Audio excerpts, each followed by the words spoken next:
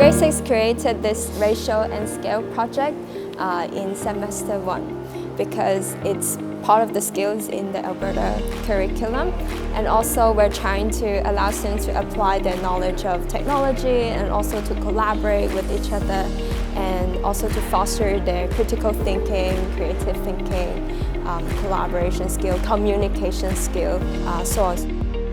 The whole grade 6, each group work on one board, and each board actually has a theme. So one group is focused on making buildings related to education, one group makes building related to medical care, and some groups they focus more on entertainment and retail. This is the ratio and scale project that we made. So firstly, we learned how to do ratio and scale, and then we sketch a blueprint of our city. We use TinkerCAD to build some 3D buildings, something like hospital and drugstore. We work on painting the floor and buildings and add some grass.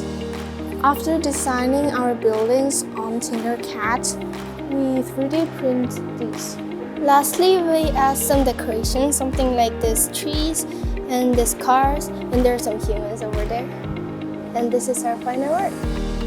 So the students were designing and drawing buildings, and some of them turned out to be amazing. And they really had to think, because we're also trying to reduce the amount of plastic we use and the amount of time that the 3D print is happening for inside the machine.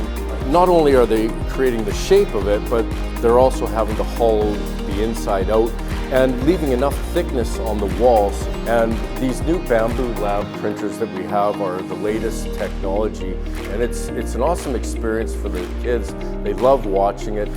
So although this isn't a STEAM class, the whole premise behind the lab is to support all of the outcomes in the teacher's classroom. So we could have students coming up, like in this case, to learn about ratios and proportions from math, but we can also support English and social studies and science and drama and PE. It's very nice to see that students are working with each other and teaching each other. Actually, the assessment of the project includes calculation, collaboration, and their presentation as well. So not just like focusing on their mathematical skill, but like a variety of skills.